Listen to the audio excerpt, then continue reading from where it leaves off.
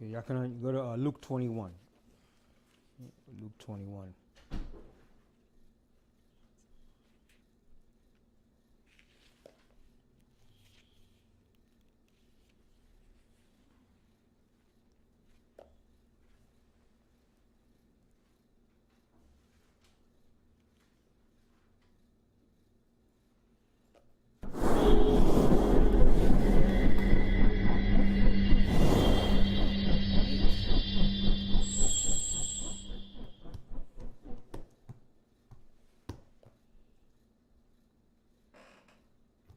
I say shalom, shalom, shalom, shalom, shalom.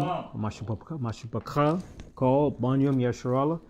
Shalom this Shabbat day. We're going to continue our lesson where we left off from last week with some additional information. And also, too, coming up, don't forget, January 25th is the Mashura Yasha'Allah, Mashura Yasha'Allah in Tampa, Florida. January 25th to the 28th of January. Okay, it's going to be down in Florida. Okay, it's going to be beautiful. Lots of events, the classes, the Hebrew classes, the midwife classes, the history class, the SABBATH class. All right, and we're going to have entertainment.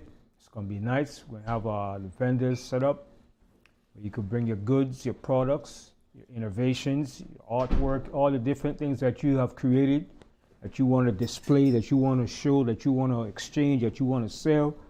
Okay, we're going to have the meet and greet, which is going to be Thursday.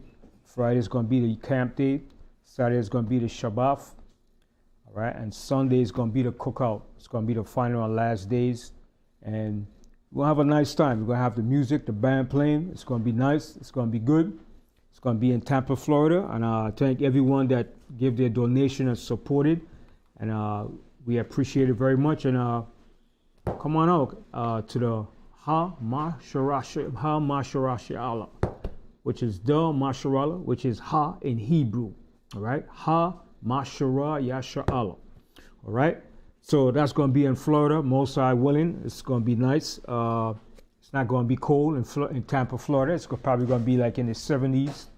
All right? Around this time in Florida is usually nice. All right? And with that, we jump into our subject and we see what's taking place in the world. We see America, England. America joined forces with other European powers to put down the Houthis in Yemen. America said the Houthis are becoming a problem. They're interrupting with their maritime shipment of vessels going through the Red Sea. So America and Britain said they got to put a stop to the Houthis because of what they're doing. So America bombarded and bombed the Houthis certain areas in Yemen, which is all good because it's going to lead to a more escalation and it's going to make all the Arab nations join together to fight against the beast. But in the process of this year, the nations going to be fighting amongst themselves. It's all about power. It's all about geopolitical power. Who could control the resources and the best navigational access to receiving the oil and the resources of the earth. That's what it's boiling down to. See, the era what they call the so-called Middle East, through the Red Sea and that era, the Suez Canal, those are big shipping areas where ships, big international ships carry oil and cargo, vessels, electronic components, parts, everything is being shipped through that era. So it's a massive connection to connect to parts of the world, to the east, to the west, to the south, to the north. So that area is a vital seaport for the European powers. The European powers control this earth on a maritime, economical, political, right, and a wide scale level. So they don't want their flow of goods and shipment to be interrupted. So they will do anything to put down that cause that the Houthis is forming against them. But this is the Most High putting that spark into all these nations, all right, to bring down the world powers, the beast system. See, it's time for the beast to come down, and the beast is going to come down. The beast time is short. America's time is short, so the Most High is putting that spirit into all the nations to start to work against the beast. So the beast is going to fight to keep their system and their kingdom going, but it's not going to last. Okay? So we're going to go into the scriptures, and we're going to pick up from where we left off last week, and we're going to add more information onto it. The topic of the class was the year 2024 will be a more prophetic year. As we get closer and closer to the time, all right? Because I read some books and historical facts about most ruling empires and kingdom. The lifespan and time of most kingdoms is 250 years, all right? And that's a historical fact, that most ruling empires last and rule for 250 years, okay? And when we get to the year 2026, that will make America's 250 year of rulership as a ruling empire. And that significant period is a very prominent point of prophetic prophecies being unfolded, okay? So we're going to see what's going to happen as we get closer to that time period, all right? And the reason why I said that, because it was a book written by English historian named Glubb, and he did his research and his history concerning major world empires and kingdoms, that their lifespan is a lifespan of 250 years. And after that 250 year mark, that empire kingdom goes down. It comes to its final end. All right? And when you check out the history of England, Spain, and most of the ruling empires, the Persian Empire, the Greeks, all right, they ruled for approximately 250 years. All right? Even the 18th dynasty of Egypt, which was one of the greatest dynasties of Egypt, that ruled, actually it ruled for 255 years. All right? It actually ruled for 255 years, which is not far from 250 year ruling period. So that 18th dynasty that was ruled by Egypt by Ammuz, and then certainly then after by his sons, Amenhotep, and his different sons, Thutmose II, Thutmose III, and the other pharaohs, all right, that ruled that period. That was known as the Thutmose dynasty, and that dynasty ruled in Egypt for 255 years, and that's the dynasty that we were in at that particular time. So most ruling empires rule for approximately 250 years, and after that 250 year begins the decline and the downfall of that kingdom. All right, I read some months back, it was a noted columnist named Armstrong Williams. He did a documentary on that. The vast life period of our kingdoms is 250 years, and he said, is America at its dying bed? Yes, America is at its dying bed. America is at its point where it's going to fall, and nobody's going to save this beast. And a lot of our people is trying to save the beast, all right? To show you how eminent it is, it even stated that the military, the army, the recruiting level of white men joining the military has declined drastically. It's hard for the military, the army, to get white men to join the military. But who's joined the military?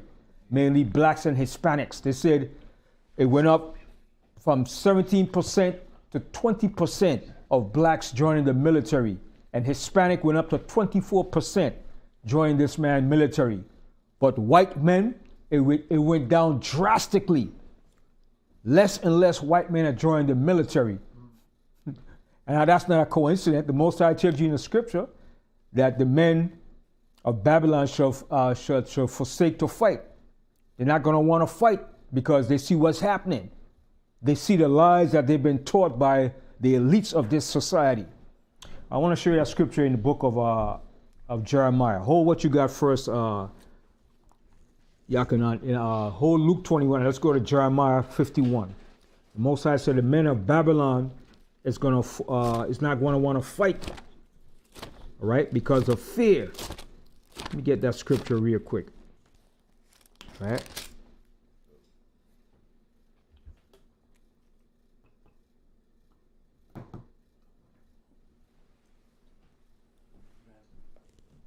The water. Mm-hmm.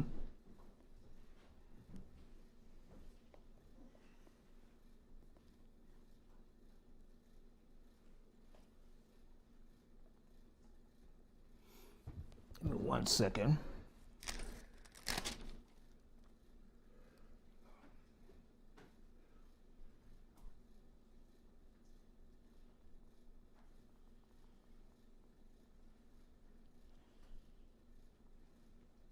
Okay, let's go to Jeremiah 51. Jeremiah 51.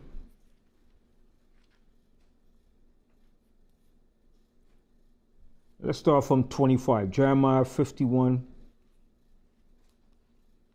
Let's start from 24. Jeremiah 51, 24. Then we go into the book, back to the Luke 21. Jeremiah 51, 24. And I will render unto Babylon and to all the inhabitants of Chaldea all their evil that they have done in Zion in your sight, said the Lord. So see what the Most High said? So this is also twofold. It's speaking about ancient Babylon, and it's also referring to this modern day Babylon, which is America. So it says, I will render unto Babylon and to all the inhabitants of Chaldea, and all their evil that they have done in Zion, in your sight, saith the Most High. So the Most High is going to avenge them for what they have done to Zion, which is the Most High's people, Israel. Continue. Verse 25, behold, I am against thee, O destroying mountain. So the Most High is against thee, O destroying mountain. This destroying mountain is Babylon the Great. And it was also ancient Babylon. So the Most High is against them. Continue. Said the Lord, which destroyeth all the earth. Mm-hmm. And I will stretch out mine hand upon thee. See what the Most High said? And the Most High said, and I will stretch out my hand upon thee. Go ahead. And roll thee down from the rocks, and will make thee a burnt mountain. Check that out. The Most High said, and I will make thee a burnt mountain. A burnt mountain means a burned up and destroyed government and nation. Okay? And that's what we're going to see in the book of Revelation. You're going to see that lake of fire. This place is going to be burning for a long time. That lake of fire. So the Most High is going to make Babylon a burnt mountain. Okay? Go ahead. And they shall not take of thee a stone for a corner, nor a stone for foundations. Because there ain't going to be no more foundations. All the foundations are going to be destroyed eventually. Go ahead. But thou shalt be desolate forever, said the Lord. Mm-hmm. Set ye up a standard in the land. Right? Set you up a standard in the land. What is that stand? What is that standard? The word of the Most High. Okay? That's the word of the standard is the word of the Most High. That's the true standard. Okay? Then you have other standards, which is you have a standard bearer that goes out to the people that keeps the people, keep the people charged up, keep the people prepped up. Okay? A standard bearer is a person also in the military that goes and hold up the flag, and he was one that gave the people, inspire the people to continue. All right? So go ahead. Blow the trumpet among the nations. So the nation's going to blow their trumpet amongst the nation. All right? Go ahead. Prepare the nations against her. See, and the Most High is going to prepare these nations against Babylon. And that's what the Most High is doing with the Houthis. He's going to stir up the Houthis and all the other Arab nations against America and all the other forces. Continue. Call together against her the kingdom of Ararat, Mini, and Ashkenaz. And you know who's Ararat back then? Turkey. Turkey is going to be stirred up against Babylon too. Okay? Turkey is going to turn against America eventually. Go ahead. Appoint a captain against her, cause the horses to come up as the rough pillars. Caterpillars. Or rough caterpillars. Mm-hmm. Prepare against her the nations with the kings of the Medes. Check that out. It says prepare. So now the Most High is showing you a twofold part of this. He's showing you when he brought the Medes against ancient Babylon.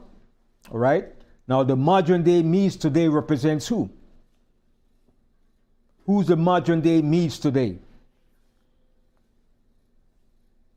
Mm-hmm. Iran. The modern day Medes today represents Iran. See, history always repeats itself. Always repeats itself. Back in the ancient world, the Medes were together joined with the Persians. All right? And it was the Medes and the Persians that took down ancient Babylon. Okay? Read that verse again. Verse 28. Prepare against her the nations with the kings of the Medes. Now bring up today's date. Today's Medes represents Iran. Iran is going to be coming against them too. Join against them too. Okay, go ahead. The captains thereof, and all the rulers thereof, and all the land of his dominion. Mm-hmm. And the land shall tremble and sorrow, Mm-hmm. for every purpose of the Lord shall be performed against Babylon. See what the Most High said? And the land shall tremble and sorrow, for every purpose of the Most High shall be performed against Babylon. The Most High is going to perform his purpose against Babylon. This is the Most High's purpose. Why he's stirring up the Houthis and all these other nations to fight against America and England and Israel. Because he's going to bring them to the end of their rulership. Continue. To make the land of Babylon a desolation without an inhabitant. And this land over here is going to be a desolate habitation very soon. That's what it's building up to. Continue. The mighty men of Babylon have forborne to fight. That's the men over here, the men of Babylon. Like I showed you earlier, when you go check the statistics, it says white men are joining the U.S. Army less.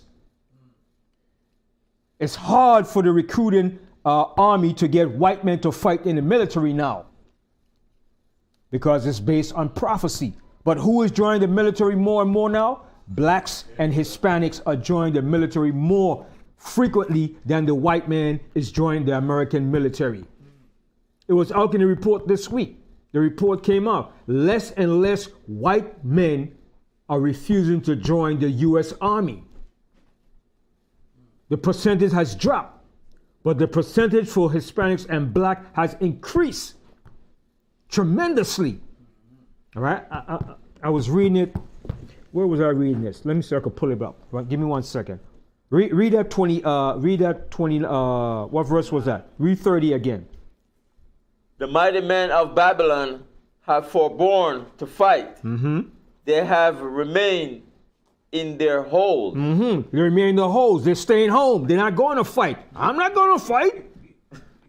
What is their holes? They're staying either into the bunkers. They're staying amongst the Republicans. Okay? We're not going to fight. We're not going to fight for Biden.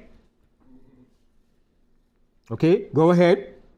Their might had failed. See, their might have failed. Okay? Go ahead. They became as women. They're becoming like women now. They don't want to fight. They're like women now. Go ahead. They have burned her dwelling places. Her bars are broken. Okay, let me see if I can find this report. I was reading, it was in, let me find it so I can pull it up. I should have saved it. All right, give me 1 second. can pull up that report.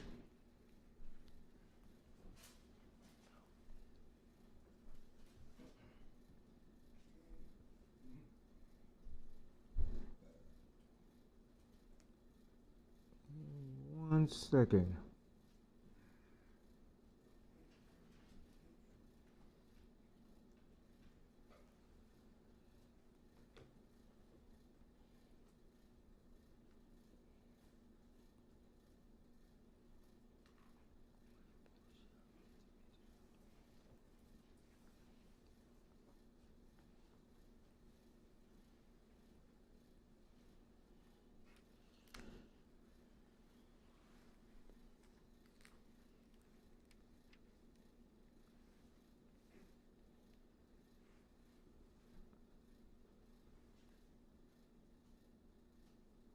Hold on me 1 second. Let me see if I find it. Should I save it? It was in a Google.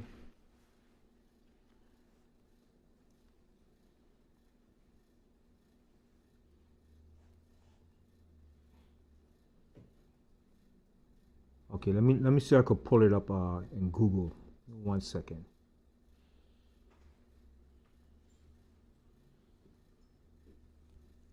Less white men are recruiting for the army. Okay, there it is. See the technology of the white man? Here it is. Army sees sharp decline in white men 3 days ago. Yakana, I'm going to let you read it. All right? All right.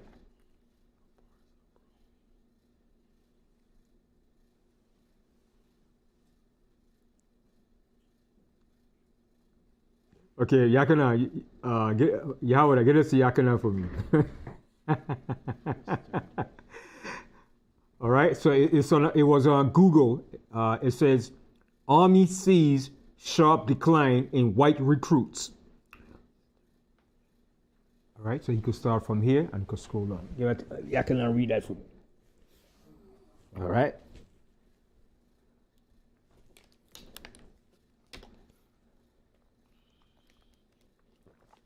The Army's recruiting of white soldiers has dropped significantly. See that? In the last half decade. In the last half decade, in the last 5 years, okay, the Army's recruiting of white men has dropped drastically. Go ahead. According to internal data reviewed by military.com, a decline that accounts for much of the service historic recruitment slump that has become the subject of increasing concern for Army leadership and Capitol Hill. Mm-hmm. So it's becoming alarming. They're like wondering, why are we not having white men to fight in the military? So it's going to Capitol Hill now, like, wait a minute, something has to be done. We can't have this. We need men to fight in our military because war is coming. All right, go ahead.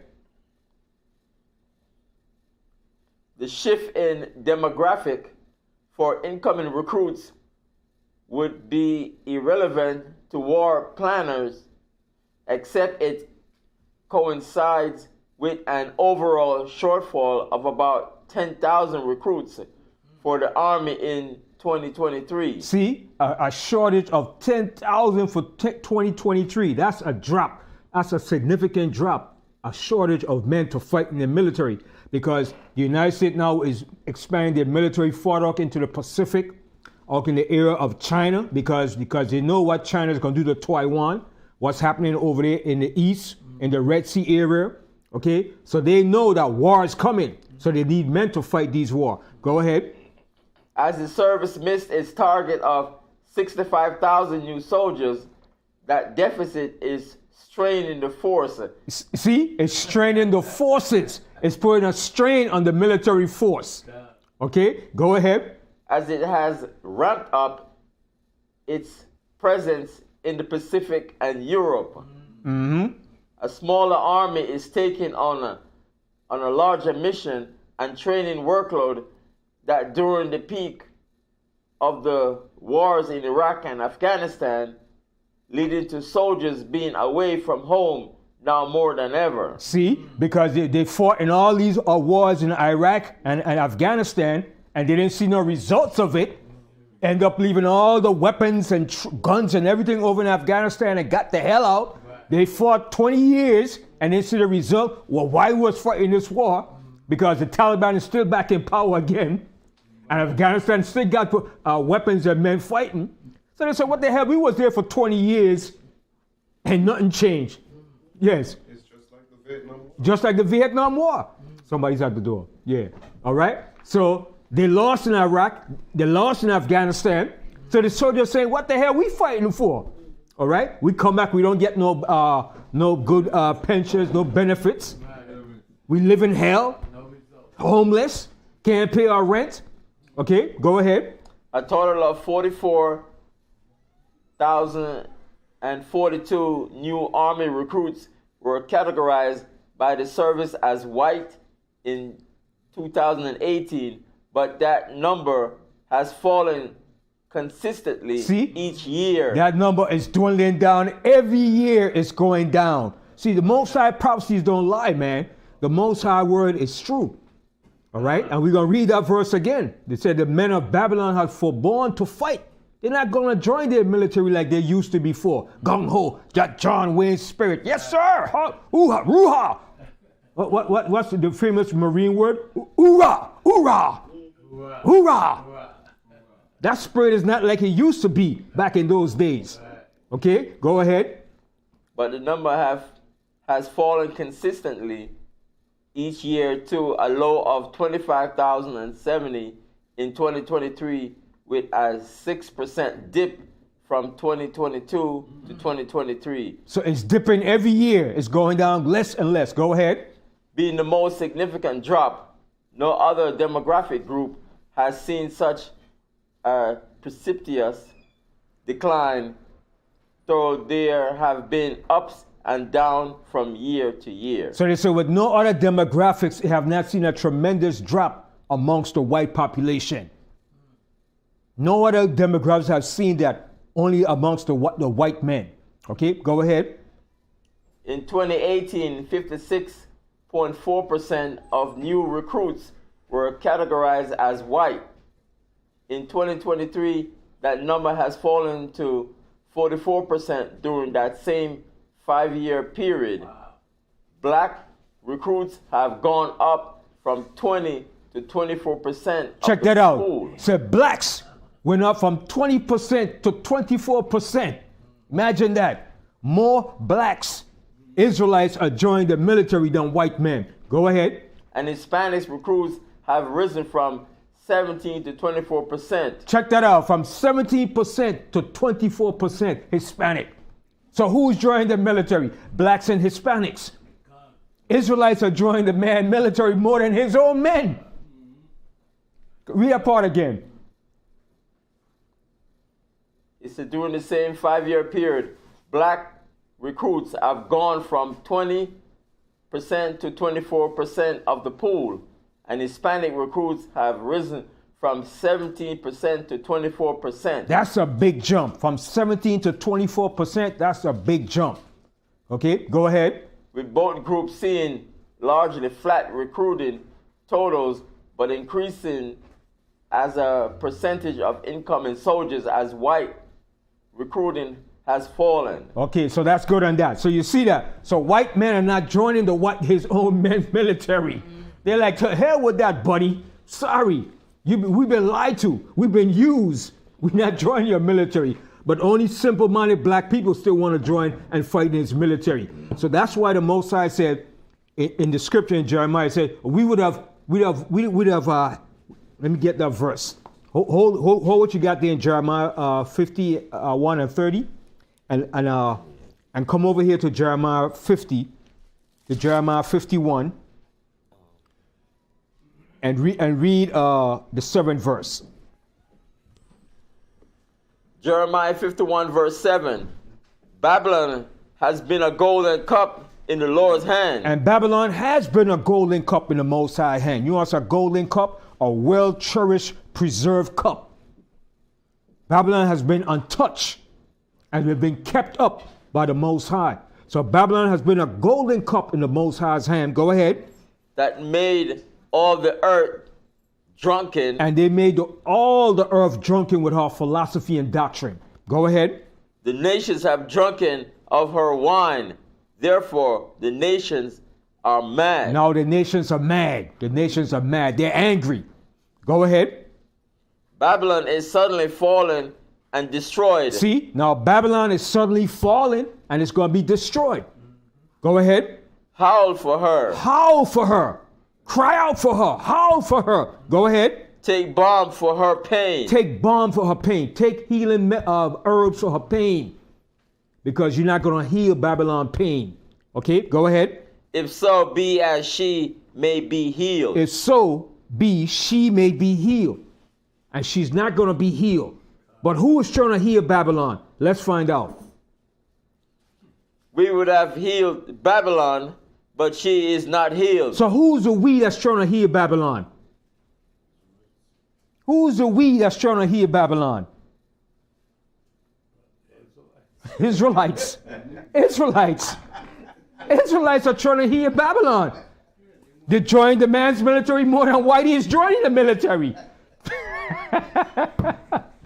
Whites declined from joining the military, but Israelites are joining the military more than Whitey. So the Most High said we would have healed Babylon. The we is not talking about Whitey. The we is talking about our people. We trying to heal Babylon. We trying to save it and keep it going. We trying to keep it up. We don't want it to fall. It's hot, but we still holding it up. We still try to keep it going. Oh, man. The white man said, let it drop, baby. But we holding it up no matter what. We put it in my head, put it on my back, I hold it up. Read that verse again. We would have healed Babylon, but she is not healed. So who's the we now? Israelites. We're the we that's trying to hold it up to heal Babylon. Go ahead. Forsake her, and let us go everyone into his own country. The Most High said, forsake Babylon. Let the thing drop, man. Don't try to build it up and join his military.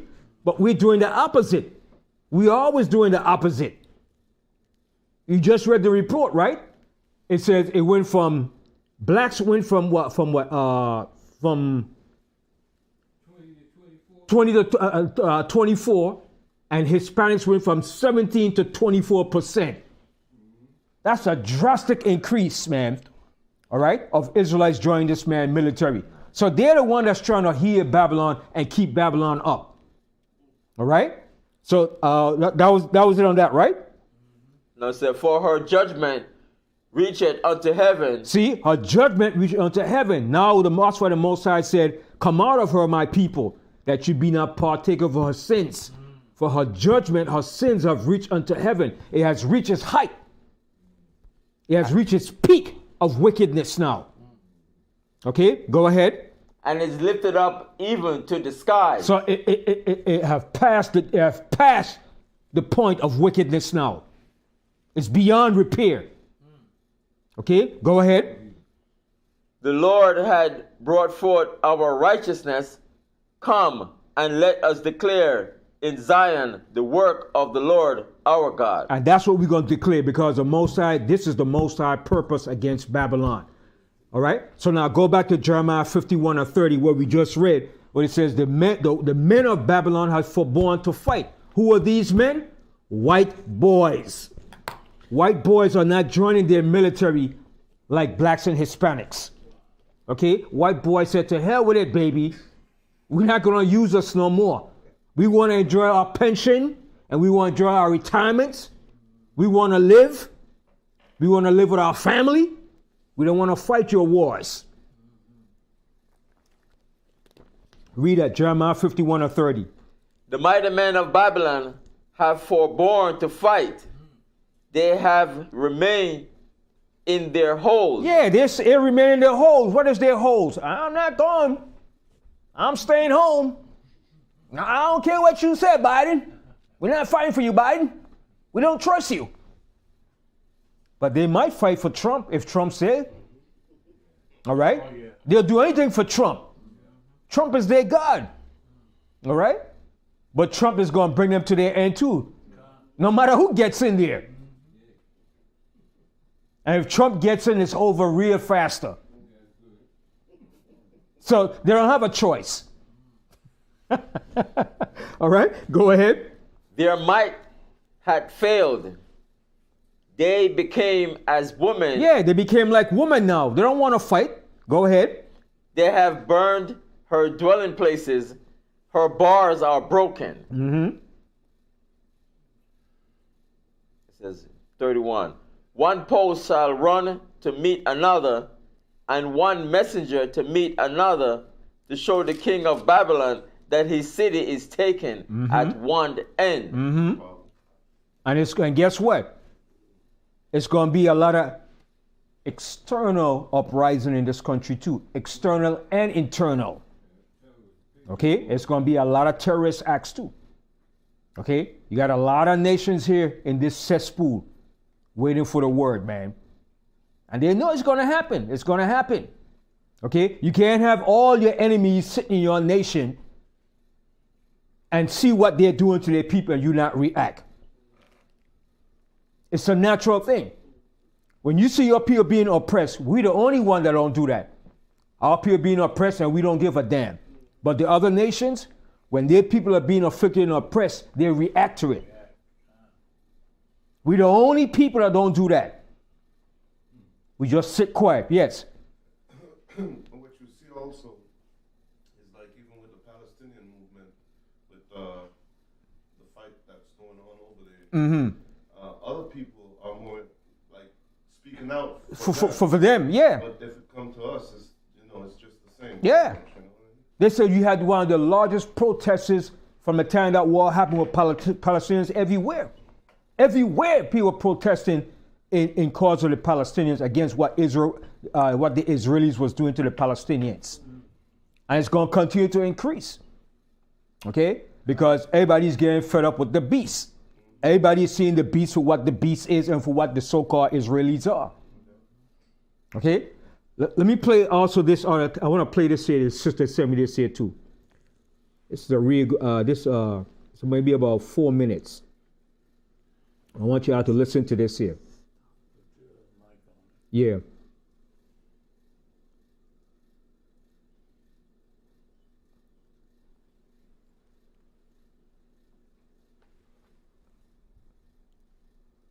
Now listen good to this here. Turn it up. Sub-Saharan Africa has been fundamental to the global prosperity of the advanced countries. And Africa had a role to play. It has a role as a raw material producer. We will not allow Sub-Saharan Africa to escape that. Okay, we do everything to keep Sub-Saharan Africa where it is, also impoverished. It's absolutely vital for the prosperity of everyone else. So let's get clear about that. Okay, and this means all the economic structures, all the global institutions, and the economics we teach everyone is all designed to keep Africa exactly where it is. And whether it is Europe or US or now China, it's always the same. We need Africa to be impoverished because we need those raw materials and we need them dirt cheap. Okay, so that's the message. It doesn't mean to say that there's nothing Africans can do. Of course there is. This is what it's about. Because if Africa does do something different, I assure you living standards of all those in Europe and North America and Asia is going to fall. Okay? And that is a big price to pay. I assure you that the West is not going to allow that without a big fight. Okay, so the job of many Western academics is to convince Africans they have to keep doing what they're doing. Okay? And to show them it's your fault that you're poor. It's not our fault. It's your fault that you're poor. So this is what we do in academic institutions. We know the basic forces that have caused this underdevelopment. We know it's colonization. We cannot afford to allow Africa to industrialize and start producing manufactures. Okay, so we will do everything to stop that. And I'm going to show you how we actually block that. We had East Asian rapid industrialization processes. So in the earlier period, we had Japan and Korea and Taiwan. Okay, rapid growth, sucking in raw materials from Africa, driving up the prices. After those countries finished industrialization, then Sub-Saharan African growth rate again fell. Sub-Saharan Africa is condemned to this role, just the supplier of raw materials, not a manufacturer. The currencies are collapsing of these countries, and many of them are Sub-Saharan African countries. After colonization ended, we needed new structures to keep these countries where they were. Okay? And the first of those is aid. Okay, we give them aid. Aid for what? Actually, we give them aid to keep repressive regimes in power. That's all. All the hypocrisy about transparency and democracy and bullshit like that, it's all bullshit. But it would go to country after country offering loans. And if the president did not accept the loan, they were killed. It's just economics. It's economic warfare. The rich declare war on the poor. It happens everywhere. It happens in a country. The rich control the government. Of course they do. You really believe you have democracy? Come on. Grow up. Who has all the subsidies and income support? US, Europe. The largest budgets in the world for supporting their farmers are Europe and US. You see, we're keeping them dependent. We're keeping them on a string. This next round of the WTO is designed to block that. To block anyone else getting on top of the ladder. See that? See, it's about white supremacy controlling the resources and the wealth of the earth. So that's why the Most High is stirring up the Houthis over there, and America and England is like, we got to put a stop to these Houthis. Because if we don't stop these Houthis, they're going to stop the flow of shipment from going through the Red Sea. All right? And the Houthis know this. All right? Because the Houthis control the area through the Red Sea. And every shipment that comes through that area, they could control that. And America and Britain say we can't allow this. Because it's about white supremacy, ruling the earth, continue ruling, continue the dominance of the resources, the wealth, the resources, the gold, the diamonds, and every access to Africa. That's what it's about. Ain't about, like he said, no democracy. That's the BS they tell you. Ain't about no democracy. It's about them ruling and could continue their hegemony and their rulership in the earth. That's what it's about. Okay? And they see now that they're coming to the end of their rulership. Right? And that's why the BRICS nation and all the other nations are moving in place now to push the European powers out of power. And they realize this. You understand? So it's coming down, baby. It's coming down. This year, following from now on, it's going to be a hell of a year in prophecy. It's not going to be a cakewalk no more.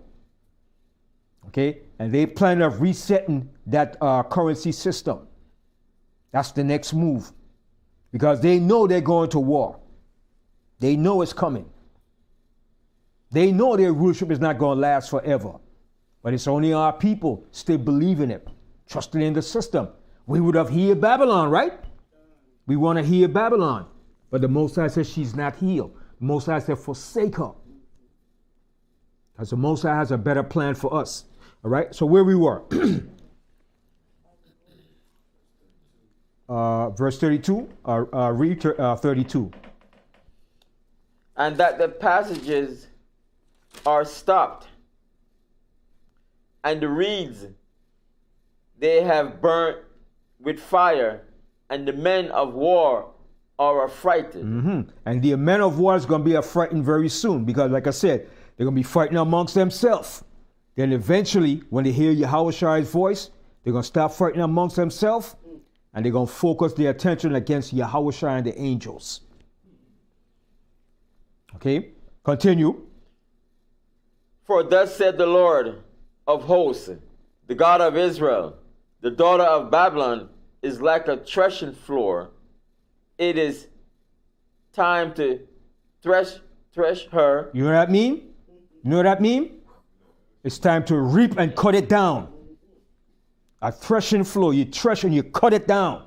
That's the time we're in now. Babylon's going to be cut down. There's a time to reap. There's a time to sow. There's a time to plant. Now is a time to reap. Read that verse again. For thus said the Lord of hosts, the God of Israel, the daughter of Babylon is like a threshing floor. It is time to thresh her, yet a little while, and the time of her harvest shall come. And the time of our harvest shall come. What is the time of the harvest? When the angels are coming back to reap that harvest. Yahweh said, for the harvest is the end of the world. Let's go to Matthew 13. All right? So we're in the harvest time now. Okay? It's coming down to that point now. Let's go to Matthew the 13th chapter. And this is why Yahweh spoke in parables to the disciples. All right? Matthew 13 and we're going to start from, let's start here from,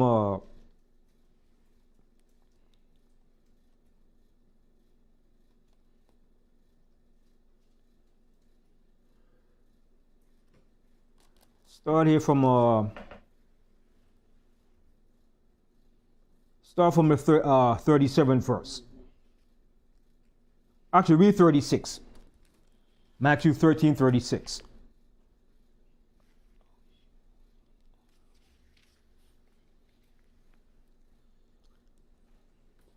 Then Yahweh sent the multitude away and went into the house, and his disciples came unto him, saying, Declare unto us the parable of the tares of the field. Okay, he said, declare unto us the parable of the tares of the field. So you know the tares represents crops or wheat that look similar to the wheat. All right? So he's going to give you the parable of the tares and the field. All right? Go ahead. He answered and said unto them, He that soweth the good seed is the Son of Man. He that soweth the good seed is the Son of Man. He's giving an example of a farmer. A farmer sows seeds in his field. All right? And those seeds are what plant and grow up your crops. And he turns up the field. He put the seeds in. All right? So he's giving an example. He's giving an example of a level of a farmer. And he's giving an example of one that ministers the word. So he's giving you two examples. He's giving the physical and the spiritual example. All right? Go ahead. The field is the world. The field is the world. The entire world. All right? Go ahead. The good seed are the children of the kingdom. And who's the good seed? The Israelite. The good seed are the children of the kingdom. That's who the good seed are.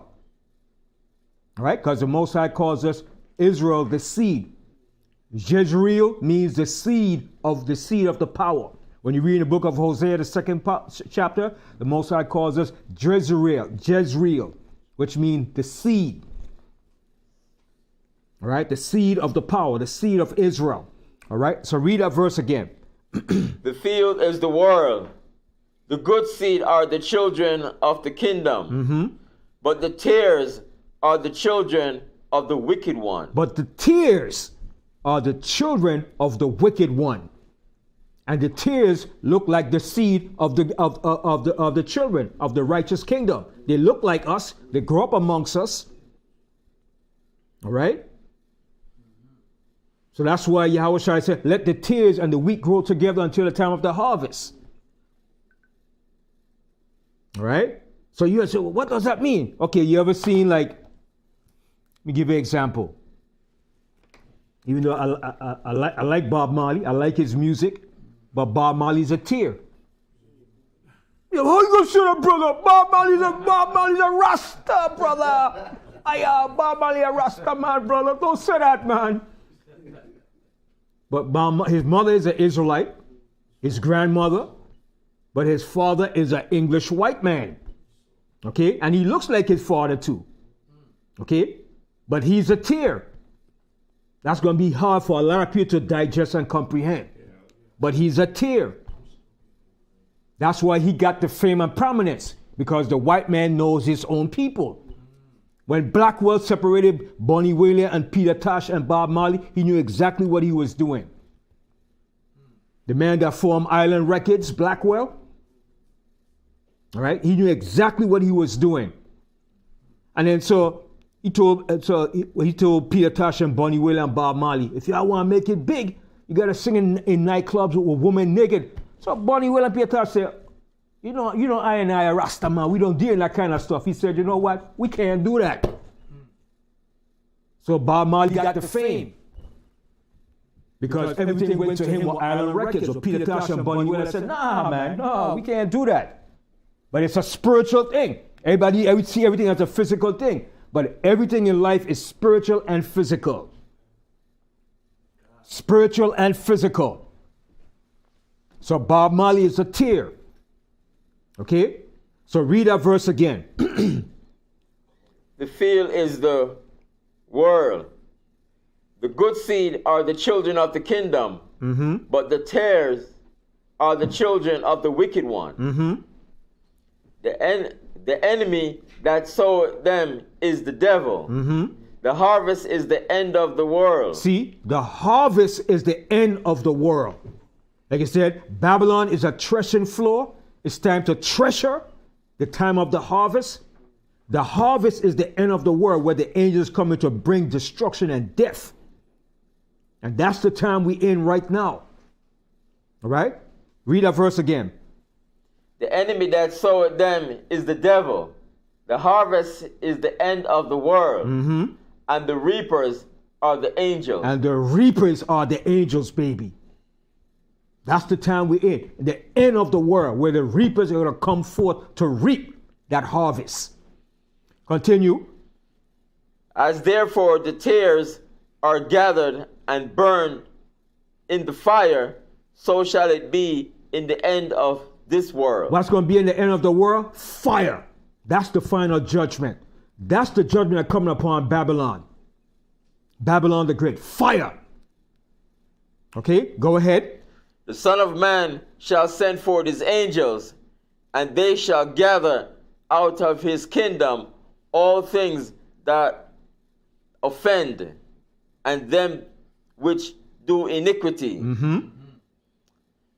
And shall, 42, and shall cast them into a furnace of fire. And what is that furnace of fire? That furnace of fire is a lake of fire that they speak about in Revelation.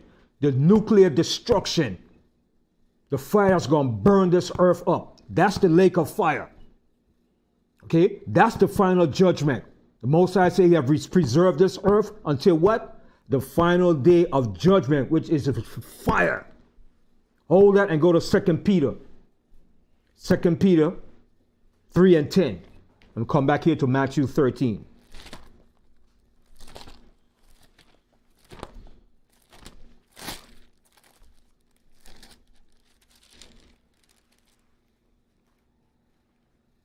Second Peter 3 and 10. But the day of the Lord will come as a thief in the night, in which the heavens shall pass away with a great noise, and the elements shall melt with fervent heat. So he said the elements. You know what are the elements? The elements shall melt with fervent heat. Everything that comes from the element, which comes from what? What are the four elements? Earth, wind, fire, and water. All of that is going to be turned to fire. The wind is going to be like fire. The earth is going to be on fire. Okay? Read that verse again and you're going to see it. Verse 10. But the day of the Lord will come as a thief in the night, in which the heavens shall pass away with a great noise, and the elements shall melt with fervent heat. With fervent heat. Okay, go ahead. The earth also and the works that are therein shall be burnt up. Everything here is going to be burnt up. That's the final harvest. Okay, go ahead. Seeing then that all these things shall be dissolved. What dissolve mean? Dissolve mean to be melted to nothing. To ashes. Okay, it's going to be dissolved. It's going to be a hell of a day, man. People think this is a joke and a fairy tale thing, man. But people don't know how serious this thing is, man. I'm laughing because I know how serious it is. And I know, I don't believe, I know. Okay? Bob Marley even singing this song. He said, it's better to know than to believe. And we know, we don't believe. We know this because the Most High word is the truth. Okay? Read that verse again. Verse 11. Seeing then that all these things shall be dissolved, what manner of persons ought ye to be in all holy conversation and godliness? So what kind of people we have to be? If we know this is going to happen, we have to be holy in conversation and all godliness, because this is going to come. Okay? A lot of people take this for a myth. The Bible is a myth. You guys believe in a fairy tale book. We're going to see who'll have the last laugh in that day, man. You know what I mean? Okay, go ahead. Looking for and hasten unto the coming of the day of God, wherein the heavens being on fire and shall be dissolved. Even the heavens is going to be on fire too. Okay, it says the elements shall burn with fervent heat. Okay, go ahead. And the elements shall melt with fervent heat. The elements is going to melt with fervent heat. So every steel that you see is going to be melted back down to its natural stage. Yes. So Ben, this is what's going to be the lake. The lake of fire. Lake. This is going to call the lake of fire. This is going to look like a lake just burning with fire. And it's going to burn for a good long while. Okay? That's what John saw when he looked down. He saw a lake of fire. That wasn't hell John was seeing somewhere. He saw America as a lake of fire burning for a long time. That's all he saw, man. That destructive force. Okay? Because the angels going to bring their destruction, plus the destruction that they're going to use from their nuclear bombs. It's not going to be a beautiful day, man. It's going to be a hell of a day. That's why Yahushua said, it shall be weeping and gnashing of teeth in that day, man. Okay? It's a very serious thing, man. All right? Read the 13th verse. Nevertheless, we, according to his promise, look for new heavens. So it says, nevertheless, we, according to his promise. Who is the we? According to his promise. We that believe and understand this, the children of Israel. Nevertheless, we, according to his promise, because the Most High made a promise. All right, go ahead. And a new earth. We look for a new heavens. Go ahead. Wherein dwelleth righteousness. So this is going to destroy, this fire is going to destroy all this wickedness in this earth. And it's going to bring a new heaven and a new earth. It's going to be renewed. All this crap is going to be burned up and destroyed. Get rid of all this damn pollution in the earth. All right? Loose that. Go back to Matthew 13. All right? Hold Matthew 13. What else you holding? Jeremiah 51. Okay, lose Jeremiah 51 for now. Hold Matthew 13 and go to Isaiah.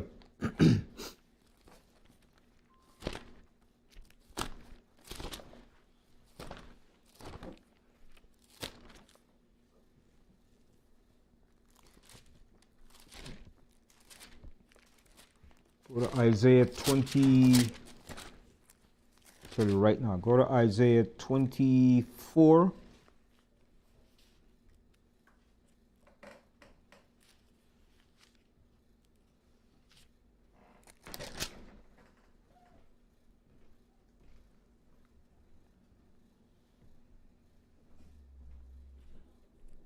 Okay, Isaiah 24.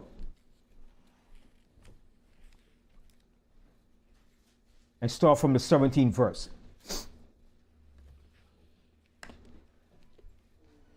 Fear and the pit and the snare are upon thee, O inhabitants of the earth. That's what's coming upon the inhabitants upon the earth.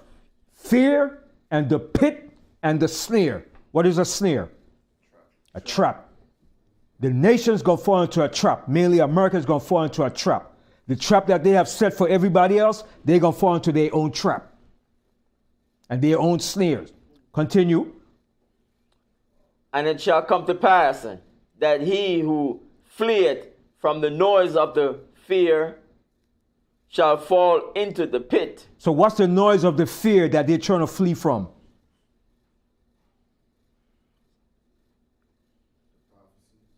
The prophecy and the destruction that's at hand. And how they're going to try to flee from it? By going where? In the underground bunkers and shelters, the fallout shelters. You saw the report that came out last week? 1,000 millionaires went into underground shelters and bunkers.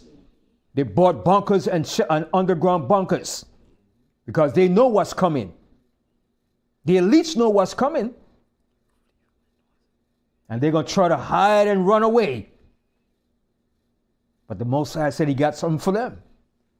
They're going to try to go down to the sea, down into their underground laboratories. And the Most High is going to get Leviathan to bite them. Leviathan is going to get them, man. They can't run and hide from the Most High. They're going to try to go out to space, in the earth, all right, with the underground fallout shelters. Yes, Gabriel. You see Amalek got arrested trying to build a bunker in Crown Heights? Yeah, in Crown House, they had tunnels, underground tunnels. They've been had those things. And they're the only one, there's more of them too, but that's the only one that got busted. Okay? They've been had those tunnels and underground tunnels to hide out and run around. Okay? But he's just the only one that got busted. Okay? Go ahead. Read 18 again. Oh. And it shall come to pass that he who fleeth from the noise of the fear shall fall into the pit. Mm-hmm. And he that cometh up out of the midst of the pit shall be taken in the snare. They're going to be taken in the snare. Think it's secure. Think it's safe. They're going to be taken in the snare. Okay, the Most High got everything waiting for them. They can't get around the Most High plans. Okay, go ahead. For the windows from on high are open. What are the windows from on high? The windows of heaven. The ozone layer has been opened and busted open by them. That's the windows of on high. Okay, go ahead. And the foundations of the earth do shake. And the foundation of the earth is going to shake in that day. Okay? And we're going to find out how it's going to shake. What's going to cause it to shake? Go ahead. The earth is utterly broken down. The earth is clean, dissolved. Where did we read that before? Dissolve? Where did we read that? Where did we read that word dissolve? In the book of Peter. The earth is what? Is clean, dissolve. Okay? Go ahead. The earth is moved exceedingly. The earth is going to move exceedingly. What's going to cause it to move? Let's find out. Verse 20. The earth shall reel to and fro like a drunkard. You ever see a drunken man, how a drunken man walks and stagger? Oh, Mr. Wine, hey, he stagger day. He drunken, he's staggering. What's going to cause the earth to move like a drunken man? The destruction, those missiles. When it hit this earth, baby, it's going to cause it to move off its axis. It's going to be a hell of a destructive force, man. That's why the Most High said the righteous scarcely shall be saved in that day. When all this is going down, the angels coming to deliver us at the same time. So there's no way to escape from this but by the Most High and the angels. All right, continue. And shall be removed like a cottage, and the transgression thereof shall be heavy upon it. and it shall fall and not rise again. And it's going to fall and not rise again. Okay, go ahead. And it shall come to pass in that day that the Lord shall punish the hosts of the high ones that are on high. Who is that? Who are those and who is that?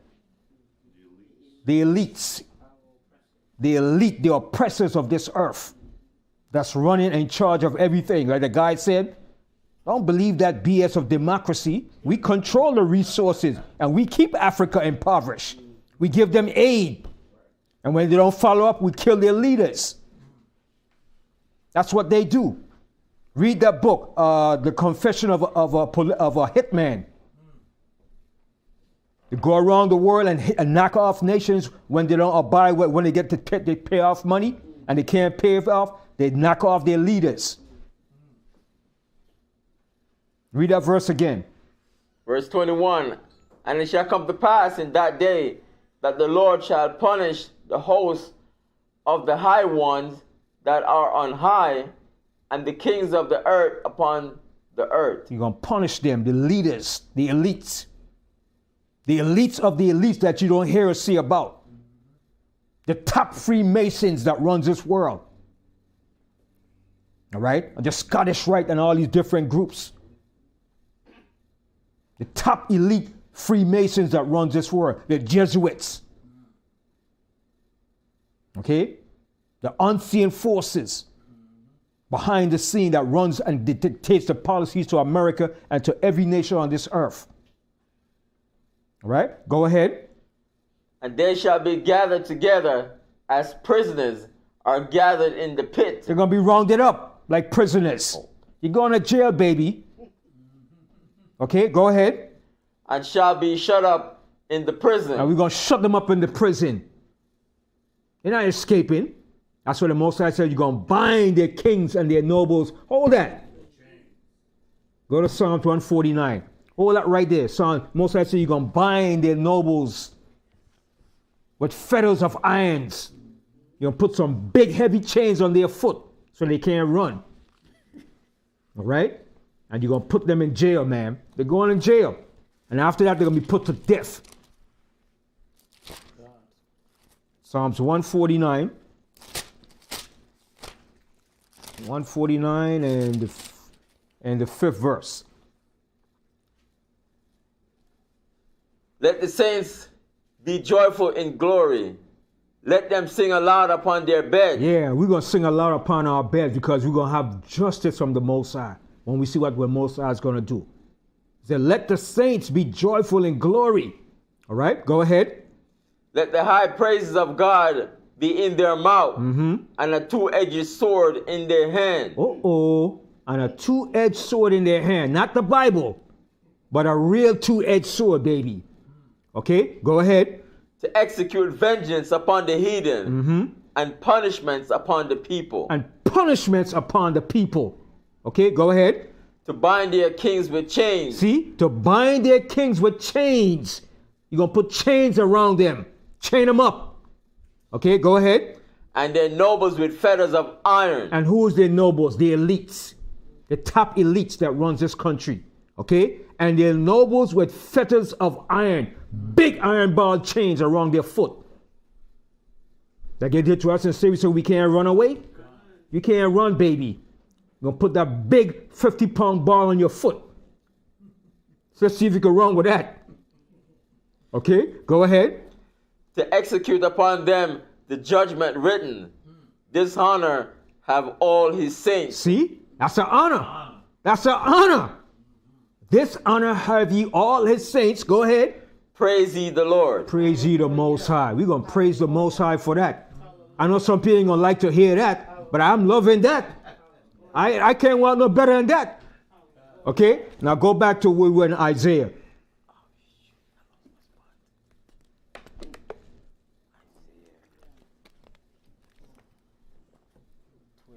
Read 22. Read 22 again. And they shall be gathered together as prisoners are gathered in the pit, and shall be shut up in the prison. And after many days shall they be visited. What does it mean by that? And after many days shall they be visited. How are we going to visit them? How are we going to visit them? With the judgment of death. That's the penalty. Death penalty. They're going to be in the prison, and we're going to hand out the judgment to them. We read the judgment in Psalms to execute vengeance. The penalty is death for these elite family rulers. They're not going unpunished. Read that verse again. And after many days shall they be visited for the judgment. Verse 22. And they shall be gathered together as prisoners are gathered in the pit. In a pit. We'll put them in a pit. Okay? That's going to be the prison, in a pit. Okay? You know that's a pit, right? You dig a hole and you put them down in there. Down in the ground. You love to go in the ground, right? We're going to put you in a pit, all right? Like they did to us. Remember Bob Marley said, "Oh, pirates, yes, they rabbi. Stole I to the merchant ships. Minutes afterward they took I from the bottomless pit." All right? So we're going to put them back in the pit. All right? See, Bob Marley knew what he was singing. That's one thing about him. His songs was on point, man. His songs was on point. Okay? Read it again. Verse 22. And they shall be gathered together as prisoners are gathered in the pit, and shall be shut up in the prison. And after many days shall they be visited. And after the many days, we're going to visit them with the judgment of death. That's the judgment. All right? Read that last verse. Verse 23. Then the moon shall be confounded, and the sun ashamed, when the Lord of hosts shall reign in Mount Zion and in Jerusalem, and before his ancients gloriously. What does that mean? When it said the moon shall be confounded and the sun ashamed, what does that mean?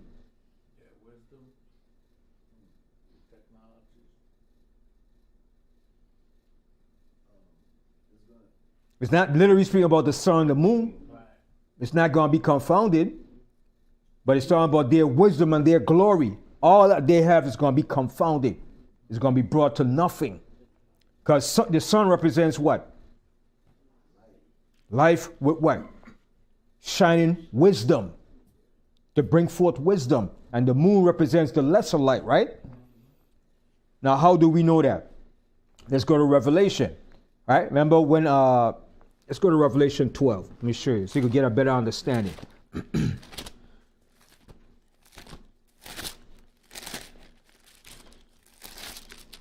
Remember when John was showing you about, remember when Joseph had a dream? He saw the sun, the moon, and the 12 stars. All right, so go here. Go to Revelation 12 and start here from, read the first verse, Revelation 12 and 1. And there, verse 1, and there appeared a great wonder in heaven, a woman clothed with the sun, and the moon under her feet, and upon her head a crown of 12 stars. Which represents what? The 12 tribes of Israel. All right?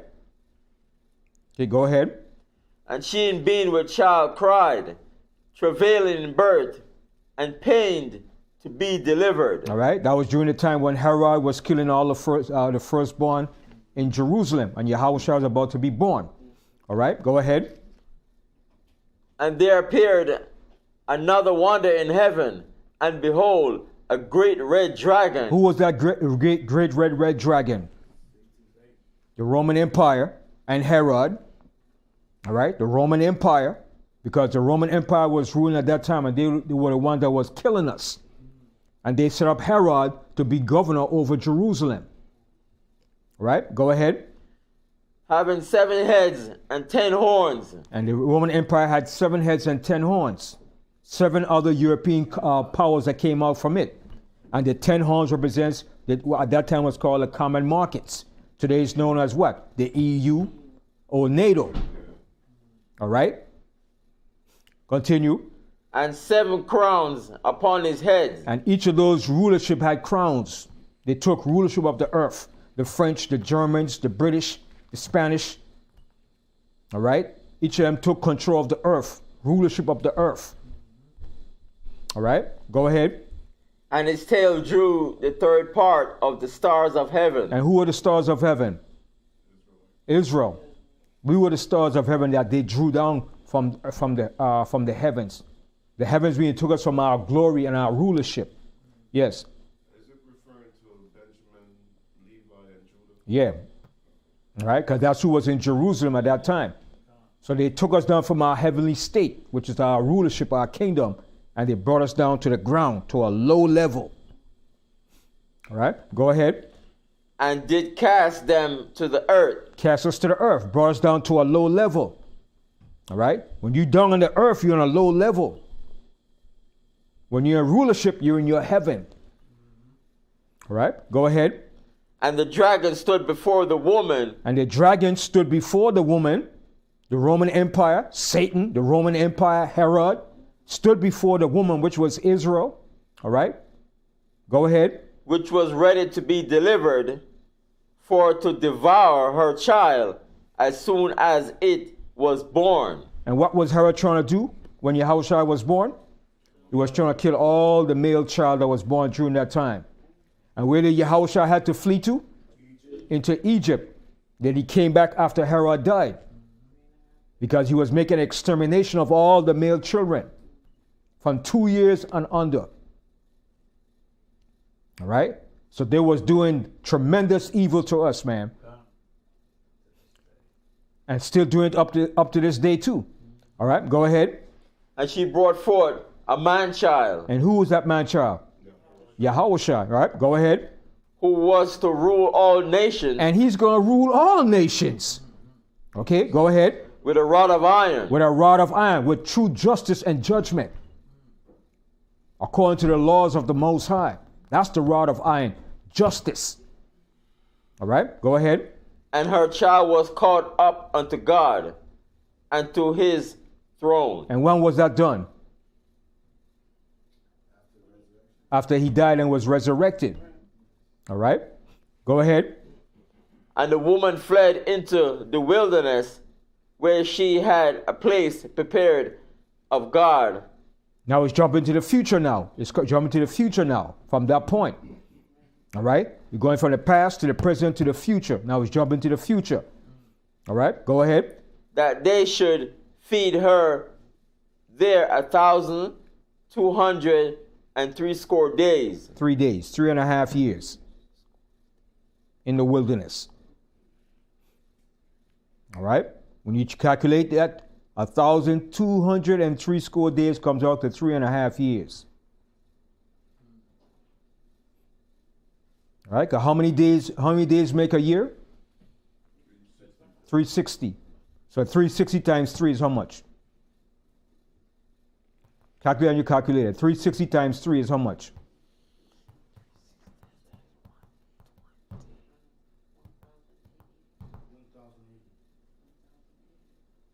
1,080 plus a half plus 6 more months.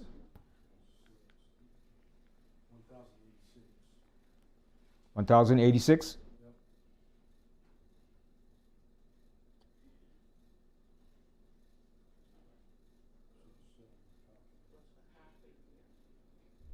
Sure. 1,203 school days.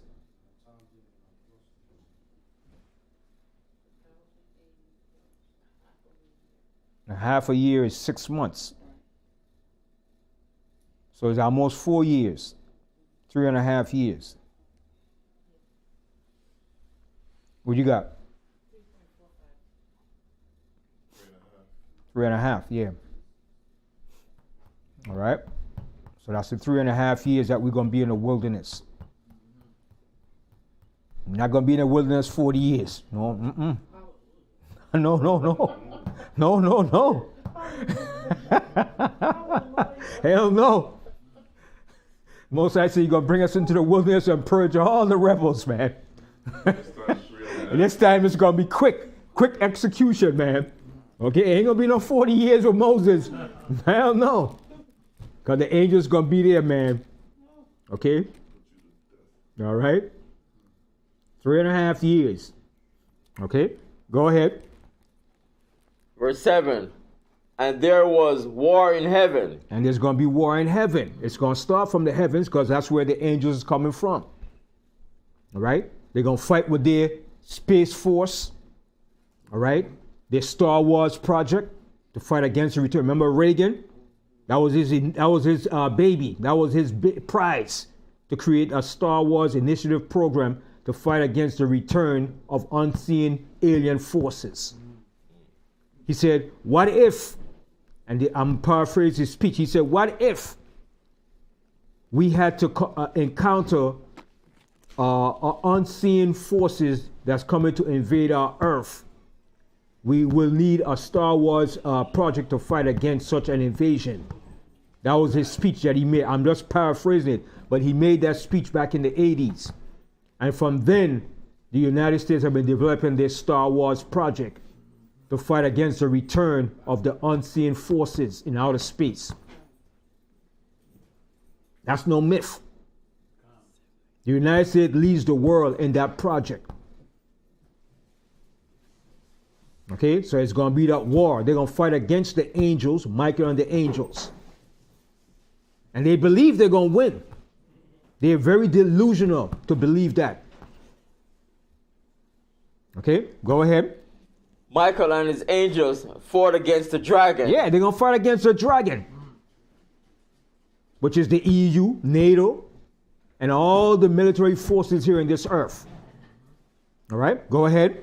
And the dragon fought and his angels. And the dragon fought with his angels. Who's his angels? All the forces here in the earth, the military forces. They're going to fight. Go ahead. And prevailed not. And they're not going to prevail. They're going to lose. All right, go ahead. Neither was their place found anymore in heaven.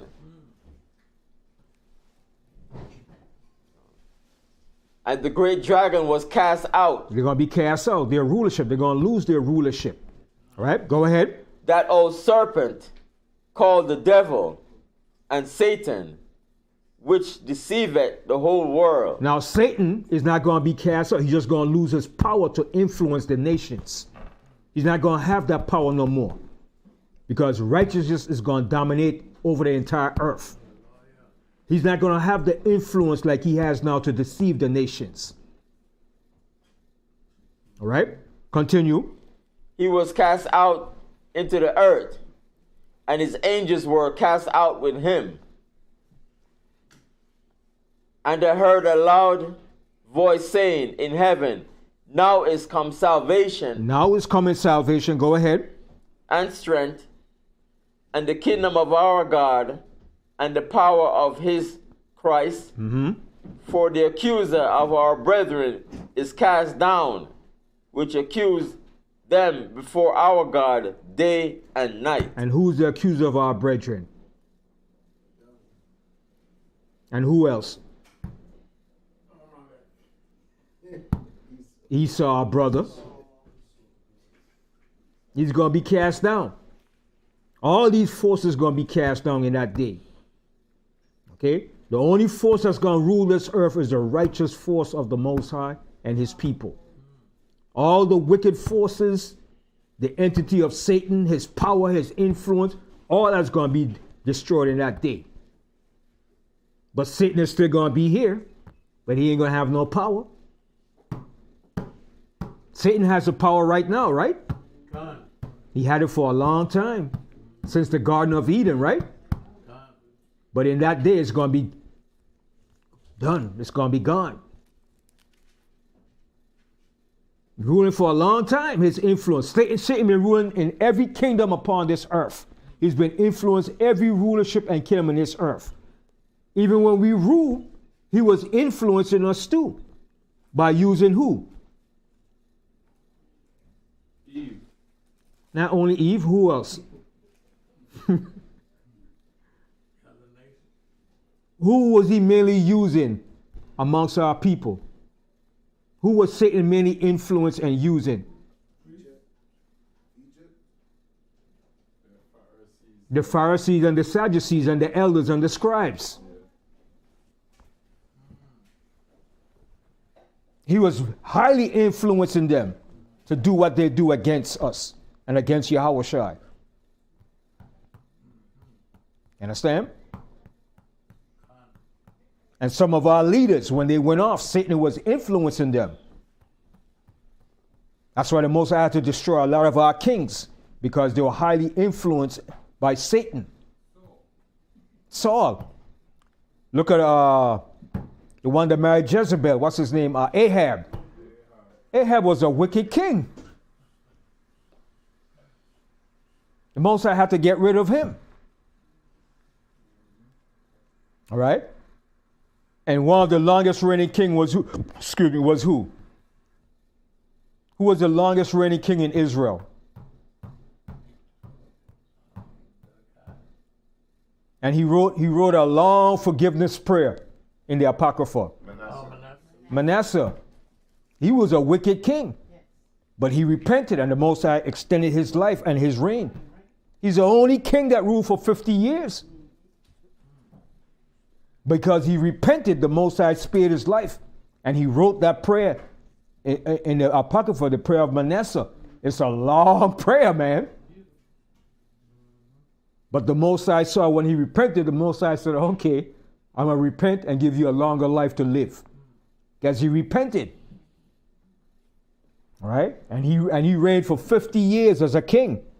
Yeah. When I see that, I said, I got hope. Yeah.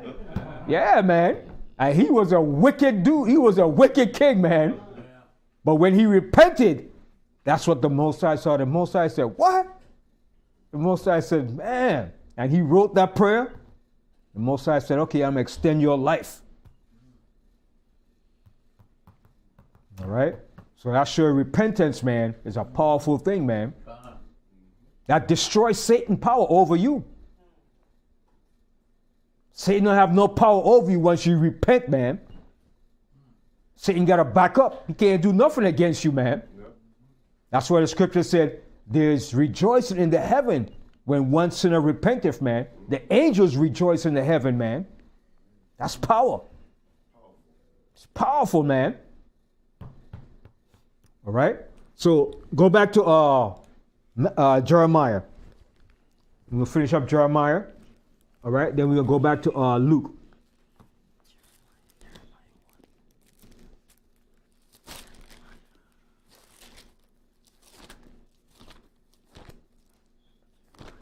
Jeremiah 51, we left off in what verse? Jeremiah 51 in the 33rd verse, right?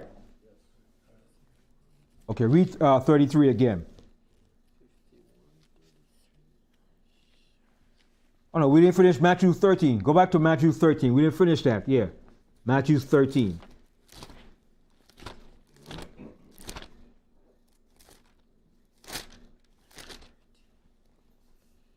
Matthew 13, and we left off in the 42nd verse.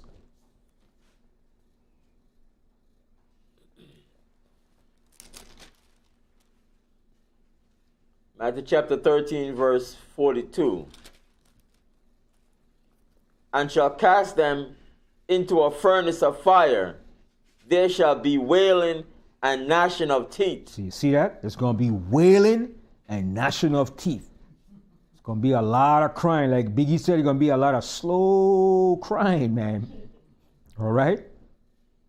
Gonna be a lot of wailing and crying that day, man. Gnashing of teeth, man. Not gonna be a beautiful day, man. All right, go ahead. Then shall the righteous shine forth as the sun in the kingdom of their Father. All right? So that sun and moon wasn't really representing the sun and the moon. It's representing their wisdom and their power that they have in the earth, their influence. Because the righteous is going to shine forth as a what? He said the righteous shall shine forth as what? As the sun in the kingdom of their Father. See? So it's not talking when we read in Isaiah, it said the sun and the moon shall be confounded in that day. It wasn't talking about the literal sun and the moon. It's talking about their power and their wisdom and their influence in the earth. It's going to be confounded. But the righteous is going to shine forth as the sun in the kingdom of the Most High. Read that verse again. Verse 43. Then shall the righteous shine forth as the sun in the kingdom of their Father. Who had ears to hear, let him hear. All right, go ahead. And again, the kingdom of heaven is like unto treasure hid in a field, the which when a man had found, he hide it, and for joy thereof goeth and selleth all that he had, and buyeth that field. Go ahead. Again, the kingdom of heaven is like unto a merchant man seeking goodly pearls, who when he had found one pearl of great price, went and sold all that he had and bought it. Again, the kingdom of heaven is like unto a net that was cast into the sea and gathered of every kind, which when it was full, they drew to shore and sat down and gathered the good into vessels, but cast the bad away. So shall it be at the end of the world. See what he said? Now, so shall it be at the end of the world. All right, go ahead. The angels shall come forth and sever the wicked from among the just. And that's going to happen. That's coming. The angel is going to sever the just from the wicked. All right, go ahead. And shall cast them into the furnace of fire. There shall be wailing and gnashing of teeth. Yahweh said unto them, have ye understood all these things? They said unto him, yea, Lord. They said, Yahweh said, do you understand what I'm telling you? And they say, yeah. Okay? So in the end of the world, it's going to be fire, baby, fire. You see why Capitan is a fireman? Fire, fire, fire. Lava. Most High is fire. That's the maker of the Most High. The Most High is a consuming fire. Everything about the Most High is fire. His words is fire. All right? So, go back to Jeremiah. Jeremiah 51. And we're going to close out.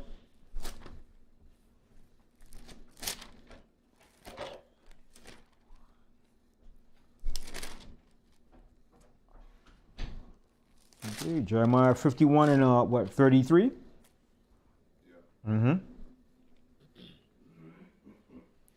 Verse 33.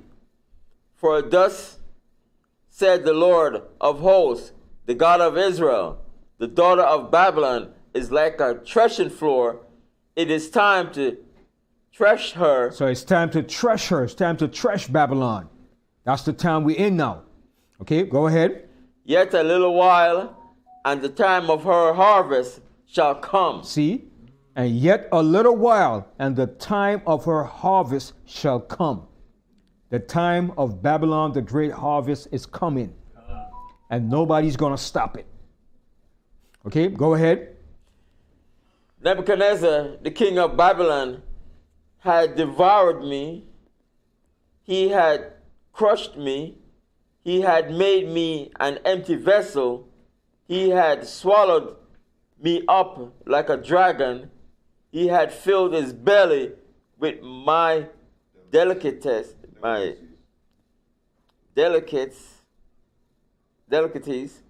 He had cast me out. So who was he talking about? And what was he referring to when he says, Nebuchadnezzar, the king of Babylon, have devoured me? Who was he talking about? The king Nebuchadnezzar and his system. Who did he devour? Judah. Israel, during the time of the Babylonian captivity. Right. He devoured us. All right? Go ahead. Verse 35. The violence done to me and to my flesh be upon Babylon. See what he said? So the same thing that Nebuchadnezzar did to Babylon It's the same that's going to happen here to this Babylon. What they have done to us is going to be done back unto them. Read that verse again.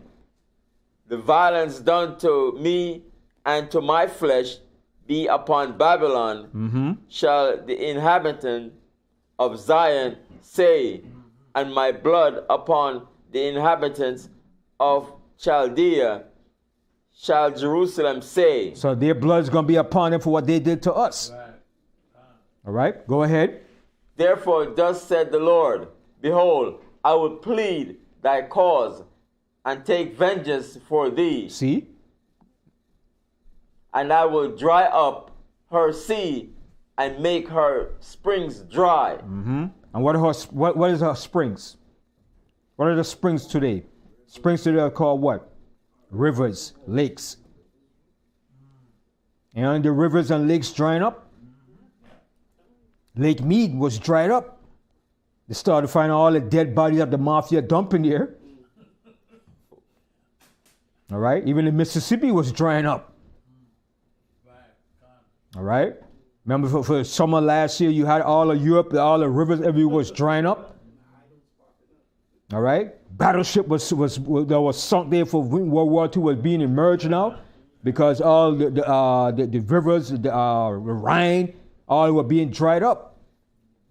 The Euphrates, even the Euphrates is drying up now. It's that close now. Once that completely dried up, it's on, baby. It's on. And troops coming over there. They're getting ready for this war. That's why it's being built up now. It's heating up.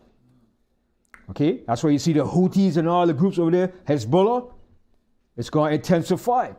It's not going to stop now. You can't bottle this back up and put it back in the genie. The genie is out the bottle now. Yes. Wasn't it this week that they bombed Lebanon? They bombed Yemen, where the Houthis are. Yeah. Hezbollah, yeah, Lebanon, right? Yeah, they killed one of a Hezbollah leader. The Israeli killed him with a drone. All right, so they're assassinating leaders now. So if they start doing that, what make you think the other nation ain't gonna start doing it too?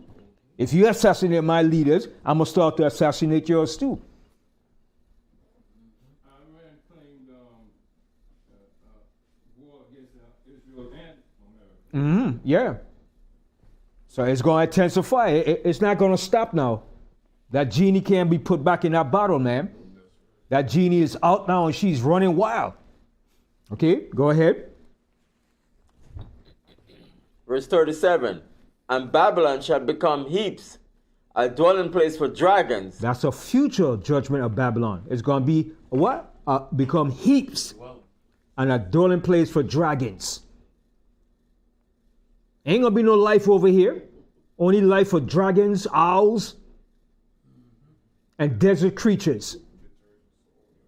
Okay, ain't gonna be no fertile life over here, green forest or nothing. It's gonna be a desolate wilderness, a desert. This is gonna be the largest desert on the face of the earth when this thing is finished. When that smoke and fire goes out, it's gonna be none but a desert. It tells you in the book of Isaiah. All right, go ahead. An astonishment and an hissing without an inhabitant. They shall roar together like lions. They shall yell as lions whelp. Hold that. Go to Isaiah 34. I want to show it.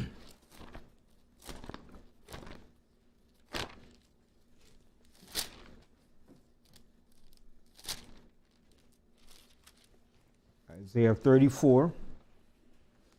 And start here from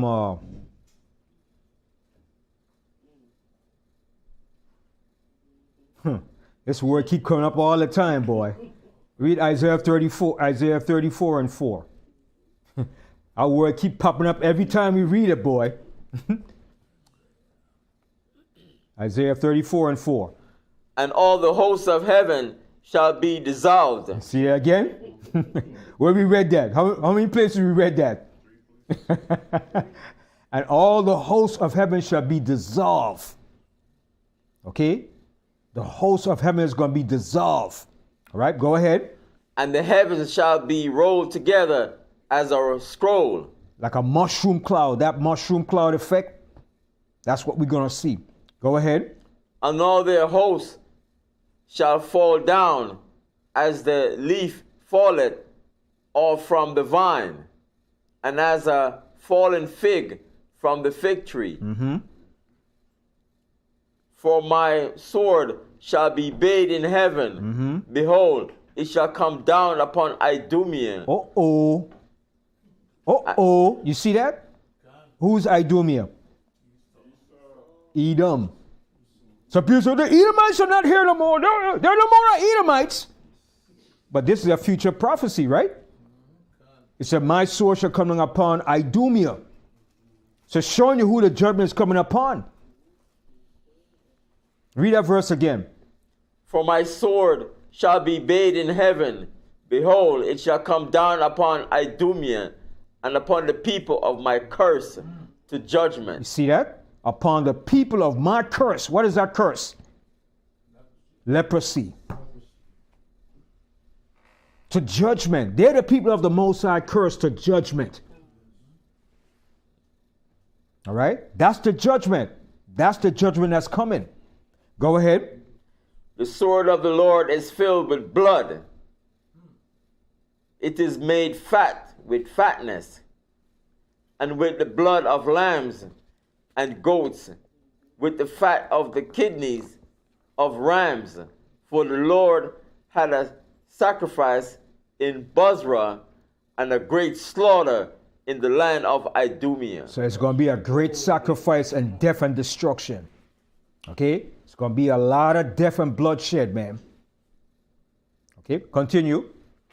And the unicorns shall come down with them, and the bullocks with the bulls, and their land shall be soaked with blood. You see that? Their land shall be soaked with blood.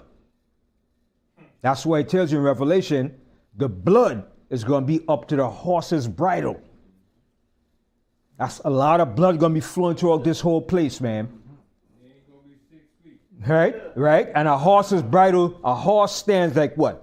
6-7 feet to his bridle. I mean, it's going to be a lot of blood flowing in the streets, man. A lot of death and destruction. Okay, go ahead. And their dust made fat with fatness. Verse 8, for it is the day of the Lord's vengeance. You see that? And the year of recompenses for the controversy of Zion. And what is the controversy of Zion? Who's the children? Who's the children of Israel? Who are the true children of Zion? That's the controversy. The big question. That's the big question. And that's the big payback the Most High is going to put to the people of the earth. For the true controversy of Zion. Who are the true children of Zion? The big payback, man. Even James Brown had that right. The big payback, man. All right, go ahead. And the streams thereof shall be turned into pitch. See, the streams. What is the streams? The rivers, the lakes. The streams going to turn into pitch. What is pitch? Like tar. All right, go ahead. And the dust thereof into brimstone. The dust going to turn into brimstone. Even the dust going to turn into brimstone. Okay, the fire that's coming. Go ahead. And the land thereof shall become burning pitch. See, this place is going to be a burning pitch. Because what's under the earth here in America? Oils, electrical wires, every gas. All that is going to be burned up in that day, man. It's going to be a hell of a mess. That's why it says the earth is going to reel to and fro. All that gas is going to explode. It's going to cause the earth, the nuclear bombs. This place is going to be on fire, rocking, man. Okay? There's butane gas. There's all type of gas under the oil fields, nuclear waste, pipelines. It's going to be hell, man. All right? Go ahead. It shall not be quenched, night nor day. It's going to be burning for a long time. Night and day is going to be burning. Okay, go ahead. The smoke thereof shall go up forever. A long time. A long time. Okay, go ahead. From generation to generation it shall lie waste. See, it's going to lie waste. Okay, go ahead. None shall pass through it forever and ever. Nobody's going to pass through here no more. It's going to be a waste desert. Everything is going to be melted back to dust. Okay, all these buildings, iron structures, everything is going to be turned back to its natural element. Okay, go ahead. But the cormorant and the bittern shall possess it. Wild creatures. Okay, go ahead. The owl also and the raven shall dwell in it, and he shall stretch out upon it the line of confusion and the stones of emptiness. They shall call the nobles thereof to the kingdom. Who's that? He said, they shall call the nobles thereof to the kingdom. Who is that? The elites. The military generals. They're going to call him. There's anybody there? Everybody alive? They're going to be calling to the rest of the nobles around the world. Is anybody surviving? Read again. Verse 12. They shall call the nobles thereof to the kingdom, but none shall be there. None is going to be there. Okay, go ahead. And all their princes shall be nothing. And all their princes and their leaders going to be nothing. They're going to be brought down. They ain't going to be there to answer the phone. Yes, we're all right. We're still there. Talking about, yes, continue our plans as forward. No, your plan's going to be made to rubble. All right, go ahead. And thorns shall come up in her palaces. We know what thorns? It's in all the palaces, thorns is going to come up. It's going to be desolate. The White House, that's going to be level. All right, go ahead.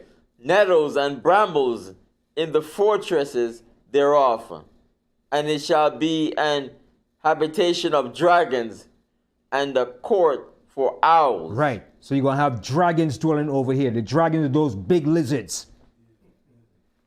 Big Komodo dragon lizards. And the owls going to be dwelling over here. I wonder what kind of food they're going to eat, boy. All right. Go ahead.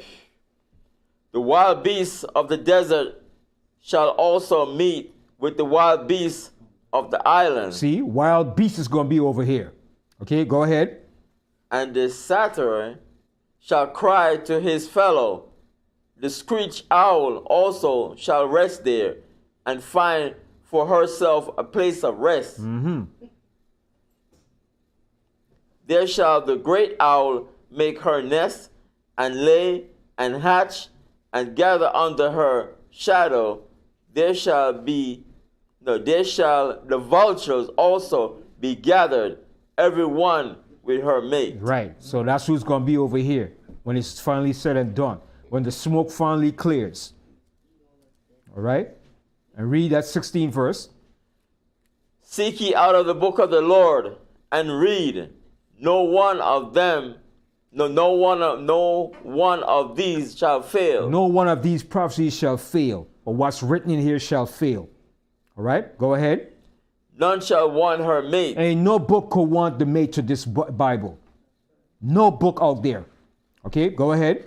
For my mouth it had commanded, and his spirit it had gathered them. The Most High Spirit is what gathered these prophecies and to have these words written by the prophets. All right? So let's go to Luke. I'm going to close up after this here real quick. Luke 21.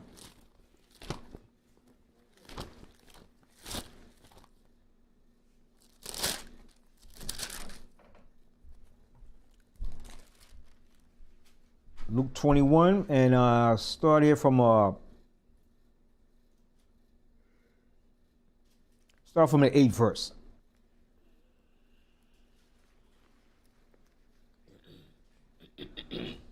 I'll tell you what. Now I'll start from read the 5th verse. And as some spake of the temple, how it was adorned with goodly stones and gifts, he said. So the temple was adorned with goodly stones. It was well built together. I'm compacted, man. Okay, Solomon Temple was one of the 7 wonders of the world, man, when it was set up. All right, go ahead. As for these things which ye behold, the days will come in which there shall not be left one stone upon another that shall not be thrown down. So when the Romans came and destroyed Jerusalem, they destroyed everything. They took the temple and everything down to rubbles. Not one stone was left standing. It was brought down to rubbles. How they destroyed Jerusalem. Right? Go ahead. And they asked him, saying, Master, but when shall these things be? And what sign will there be when these things shall come to pass? Mm-hmm. And he said, Take heed that ye be not deceived, for many shall come in my name, saying, I am Christ, and the time draweth near. Go ye not therefore after them. Right. And a lot of people came out saying they're the Christ, I'm that, deceiving people. All right. Go ahead. And it mainly came in the form of Christianity. Christianity was the main one that deceived a lot of people in the earth. False Christianity. Okay, go ahead. But when ye shall hear of wars and commotions, be not terrified, for these things must first come to pass, but the end is not by and by. So when he spoke that at that time, the end wasn't then. The end wasn't there. That wasn't the end. But now, this is the end. All right, go ahead. Then said he unto them, Nation shall rise against nation, and kingdom against kingdom. And that's happening, and that's going to happen all the way until the end, and it's going to increase. All right, continue. And great earthquakes shall be in diverse places, and famines, and pestilences, and fearful sights, and great signs shall there be from heaven. Mm-hmm. But before all things, But before all these, they shall lay their hands on you and persecute you, delivering you up to the synagogues and into prisons, being brought before kings and rulers for my name's sake. Mm-hmm. And that happened during the time of the disciples. All right, go ahead. And it shall turn to you for a testimony. And it was for a testimony. All right, go ahead.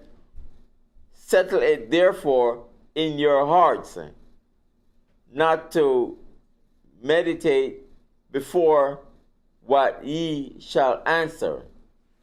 For I will give you a mouth and wisdom which all your adversaries shall not be able to gainsay nor resist. So he's going to give them that spirit. He's going to send that spirit. That spirit was that spirit of intellect to understand.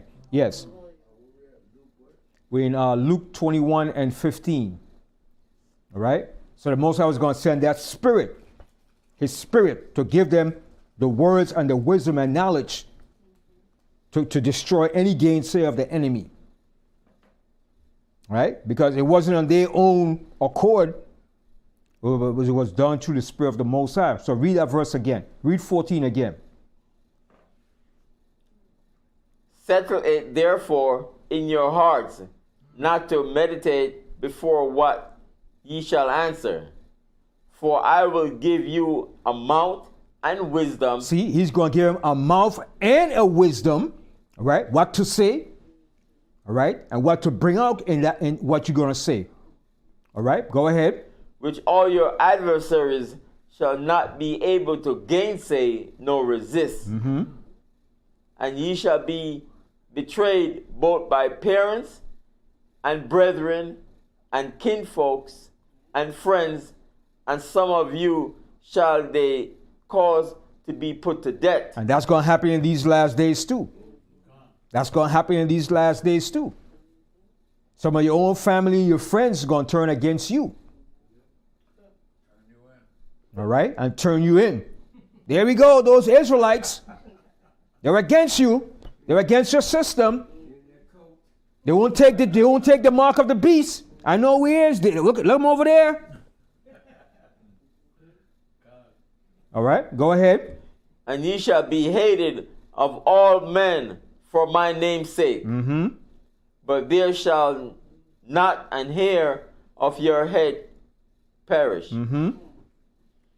In your patience possess ye your soul. See that? In your patience possess ye your soul. How do you do that?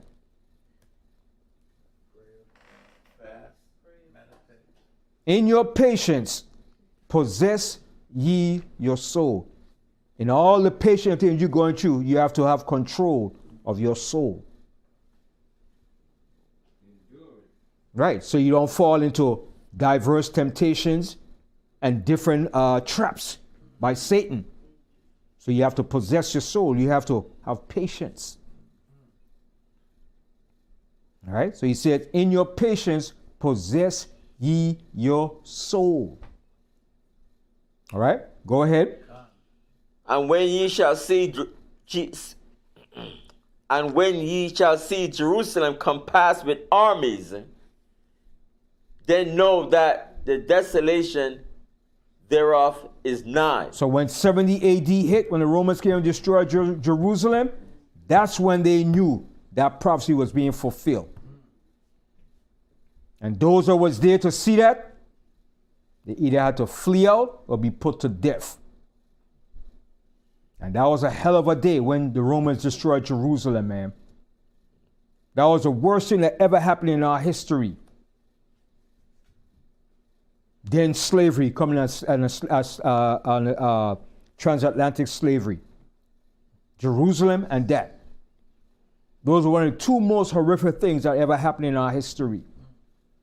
Man, you could clearly see from that they knew who we were, because when we flee, they, like today, that's why they even know that who we are today. Mm-hmm. Because of that. Right. Understood that. They understood, yeah.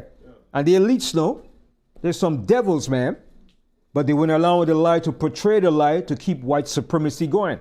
It's all about white supremacy. White supremacy in the educational system, white supremacy in the economics, white supremacy in history, white supremacy in religion, white supremacy in politics, white supremacy in everything that they encounter and put forward. Yes. Yeah, I think I have a preset for that verse that is in your patience, Possess ye your soul. possess your soul. I'm reading from the book of Isaiah 40 and 31, and it reads, but they that wait upon the Lord shall renew their strength. They shall mount up with wings as eagles. They shall run and not be weary. Mm-hmm. They shall walk and not faint. Faint. Yeah. Right. That's what I mean by that. So the more you wait and be confident, That's right. your strength, you get stronger. Renew your strength. And how do you renew your strength? Through the words, the scriptures. The scriptures. This is the comforter. This is where you nourish yourself. This is where you build up your faith in. The words. All right? Okay, go ahead.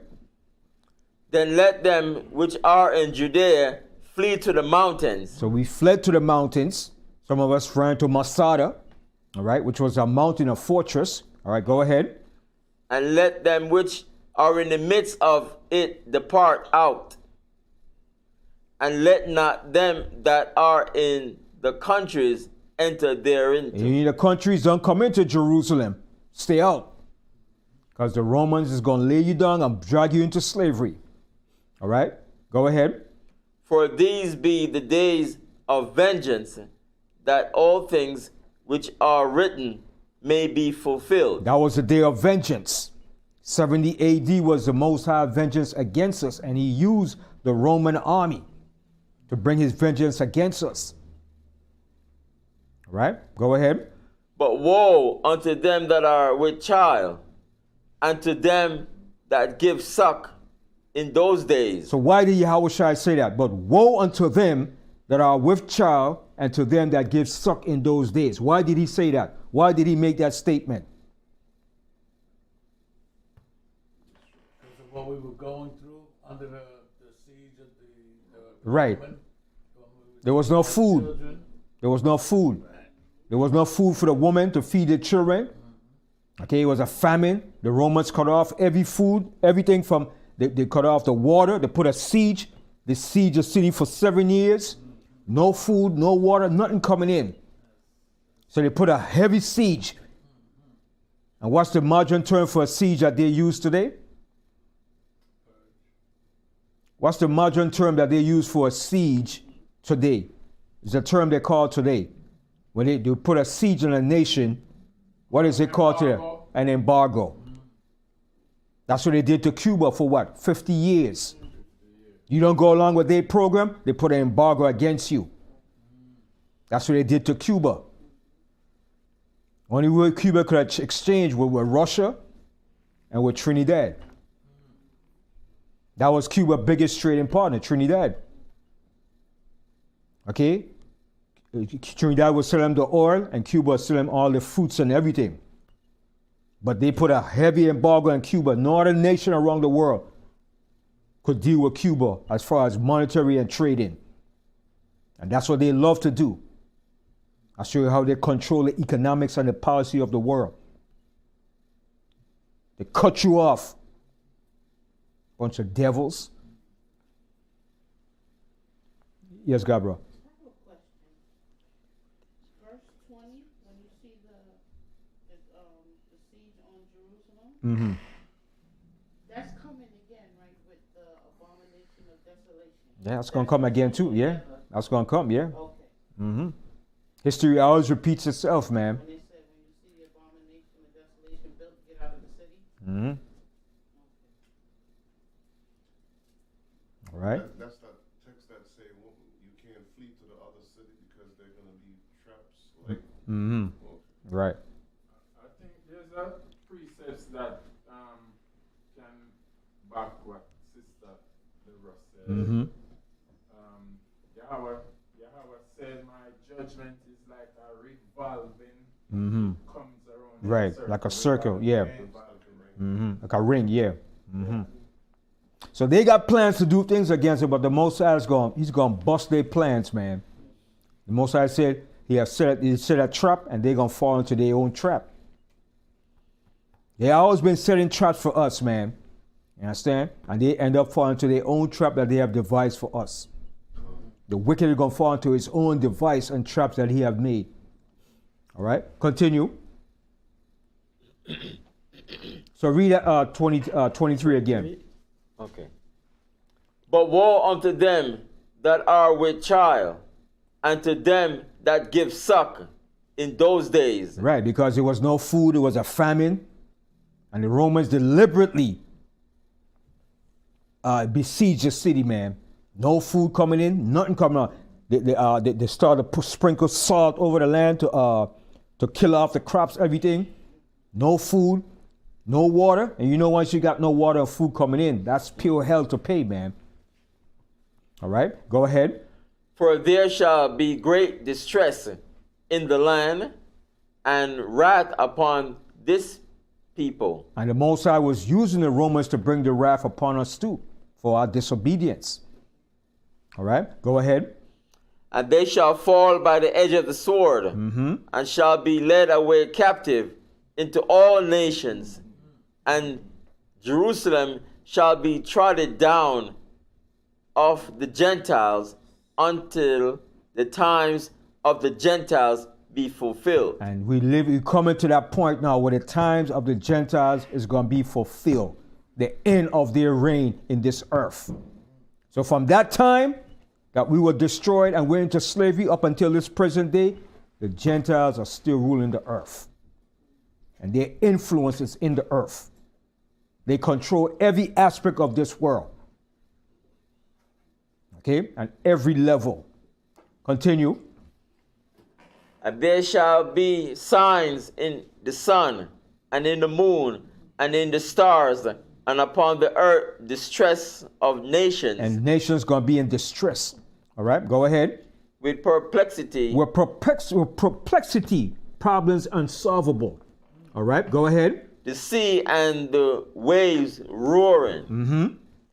Men hearts failing them for fear. Yeah, a lot of people going to die from heart attacks when this thing really comes on. When this thing really intensifies, people's going to drop dead of heart attacks, man. Okay, go ahead. And for looking after those things which are coming on the earth, for the powers of heaven shall be shaken. And the powers of heaven represents what? The rulers of this earth. Their heaven is going to be shaken. Okay? They're about to lose their rulership in the earth. Continue. And then shall they see the Son of Man coming in a cloud with power and great glory. So you see that word, that cloud. That's a parable. All right? And that was put, Yahushua deliberately put that word there, cloud. And it was put there for us to decipher it. We know what the cloud is, right? How could he come in a cloud? Think logically now. How could he come in a cloud? So it has to be something different than a physical cloud. It has to be the angelic vehicles that the angels are coming in. Yes, Yahweh. Yeah, and he caught that man on the. Yeah, he knows it. He knows that. When they had that mothership and the clouds in front of him, He knows what it is. The elites know what it is. They know the cloud represents the mothership and all the ships that's coming. They know it. When they read this, they don't read this like a Christian. They go in and research every word and every etymology and look up everything. Everything to the bone, down to take off the skin off of it so they could know what this is talking about. They want to know. Understand? They ain't like the Christian in the church reading, oh, he's coming in a cloud. What does it mean? I don't know. But leave it to God. Hallelujah. All right? The white man said, oh, no, Jim. This is not a cloud, Jim. He's telling us he's coming in a mothership. And they do a diligent inquiry about that. You understand? They're stupid, they're dumb, but they're not foolish like that. Okay? Continue. And when these things begin to come to pass, then look up and lift up your heads, for your redemption draweth nigh. Right, so our redemption is drawing nigh. Okay? It's drawing nigh, it's close. All right, go ahead. And he spake to them a parable. Behold, the fig tree and all the trees, when they now shoot forth, ye see and know of your own selves that summer is now nigh at hand. And that fig tree, we represent the fig tree. Israel represents the fig tree. We are that fig tree. All right, go ahead. So likewise when ye see these things come to pass, know ye that the kingdom of God is nigh at hand. So you see that? Know that the kingdom of the Most High is nigh at hand. All right, go ahead. Verily I say unto you, this generation shall not pass away till all be fulfilled. What generation he was talking about? Was it a generation back then that he was talking about? No, he's talking about this generation now. This generation now. Read it. Read it again. Verily I say unto you, this generation shall not pass away till all be fulfilled. And it's going to be fulfilled in this generation. We're in the third and fourth generation now. This is it. All right, go ahead. Heaven and earth shall pass away, but my words shall not pass away. See, but his words is not going to pass away. It's going to be forever. All right, go ahead. And take heed to yourselves, lest at any time your hearts be overcharged with surfeiting and drunkenness and cares of this life, and so that they come upon you unawares. Do you understand that scripture? You understand what he's saying right there in the scripture? Be on guard. Be on guard. Don't just say, oh, no, that's not going to happen. My grandmother been saying that too. Oh, no, that's what people say. The church been saying that. Don't take it like that and think it's just a joke. Well, you know what? I gotta go back to doing what else you do. Now, this is real. He's telling you. All right? A lot of people's gonna be in for a rude awakening, man. A lot of people that took this book for a myth, a fairy tale. Oh, some bunch of white man wrote this. You believe that? What some white man wrote? They're gonna be in for a lot of rude awakening, man. Right? That's why Yahweh said, blessed is he that believeth which have not seen. All right? Is you more blessed than those that have seen and heard of this because of your faith. Yeah. All right? Go ahead. For as a snare shall it come on all them that dwell on the face of the whole earth. See what he said? For as a snare shall it come upon all them that dwell on the face of the whole earth. This has come like a snare and a trap to the rest of the people that didn't believe this and think this is a joke. It's going to be a snare and a trap unto them. And when they see it, ain't nothing they could do but say. They're going to be so mystified and so confounded. All right, go ahead. Watch ye therefore, and pray always, that ye may be accounted worthy to escape all these things that shall come to pass, and to stand before the Son of Man. Mm-hmm. And in the daytime he was teaching in the temple, and at night he went out and abode in the mount that is called the Mount of Olives. Mm-hmm. And all the people came early in the morning to him in the temple for to hear him. All right, so I said with that, I say Shalom, and I'll end this class and this segment. And I said, Kwam Yashra to all Israel, and may the grace of the Most High, peace be upon every one of us. And I say Shalom. Kwam Yashra. Kwam Yashra.